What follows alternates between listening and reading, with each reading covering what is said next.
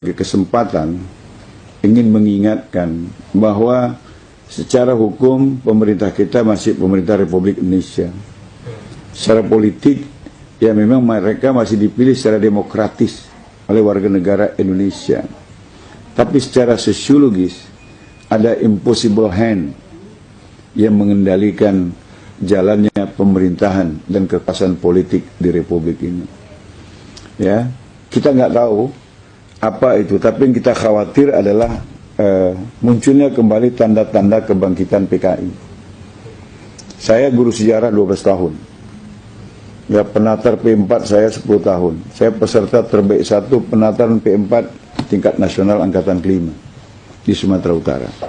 Saya terbaik 1. Kenapa? Karena saya bisa menjelaskan Pancasila itu dengan data sejarah. Nah, kenapa saya yang khawatir adalah kebangkitan PKI? Begini, dulu ketika PKI akan bangkit, kondisi yang terjadi sama seperti sekarang.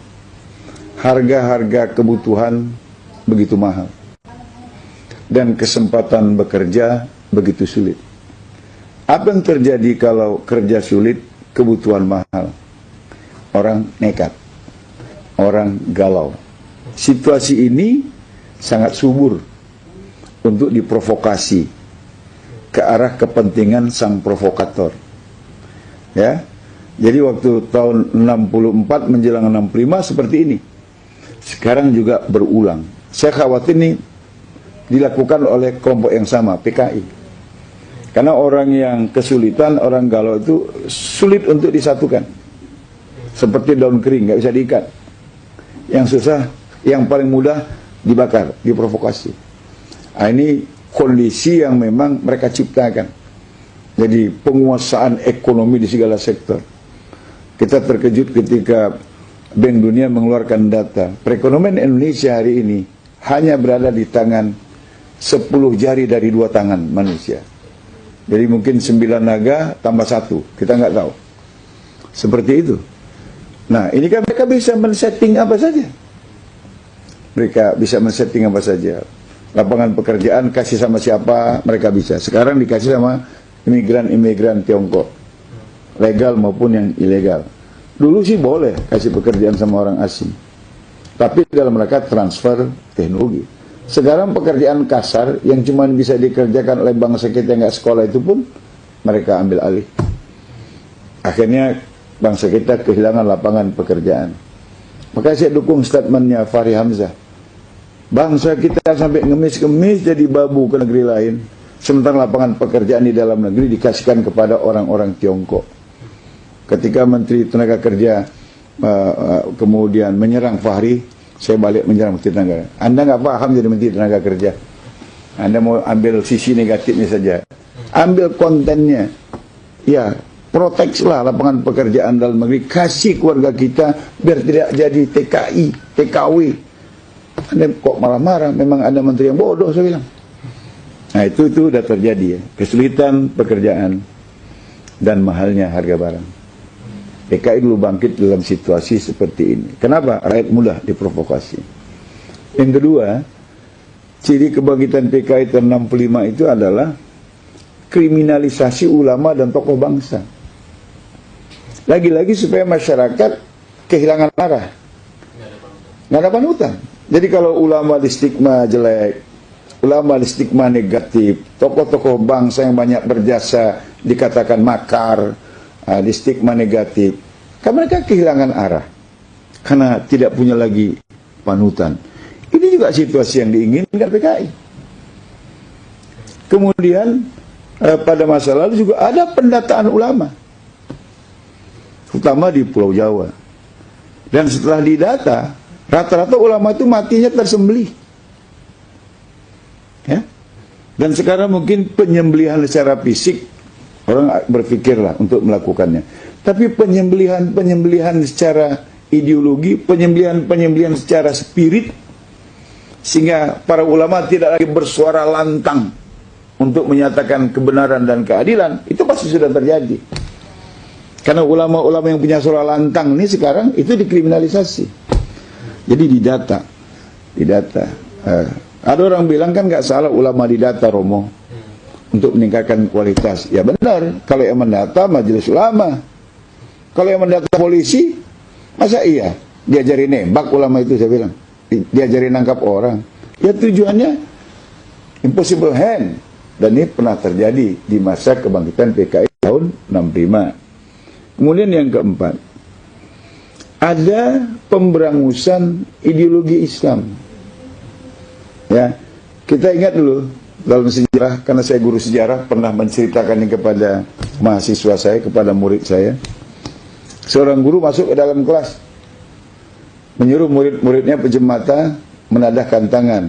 Ibu guru, kasih kami pensil. Maka anak-anak itu melakukannya. Ibu guru, kasih kami pensil. Gurunya bagi-bagi pensil. Udah, buka mata katanya. Buka mata. Ada pensilnya? Ada. Berarti ibu guru ada. Betul anak-anak? Betul. Sekarang pensilnya taruh lagi di laci. Tadahkan tangan lagi, biar dapat pensil lagi. Mintanya sama Allah katanya. Pejam mata, ya Allah kasih kami pensil. Anak-anak bilang, ya Allah kasih kami pensil. Nggak ada tuh pensilnya. Ada pensilnya anak-anak? Nggak ada. Berarti Tuhan nggak ada. Kata. Dan itu sudah terjadi lagi.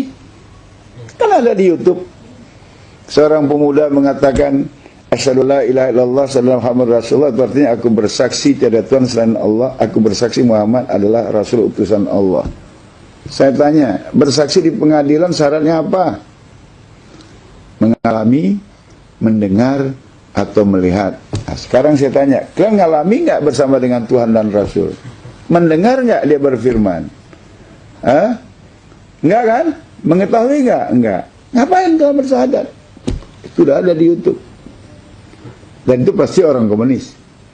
Dan lebih dahsyat, tokoh nasional, mantan presiden lagi. Dalam hari ulang tahun partai yang dipimpinnya. Kemudian dengan lantang mengatakan bahwa jangan menganut ideologi tertutup. Apalagi sampai percaya pada akhirat. Akhirat itu ramalan masa depan.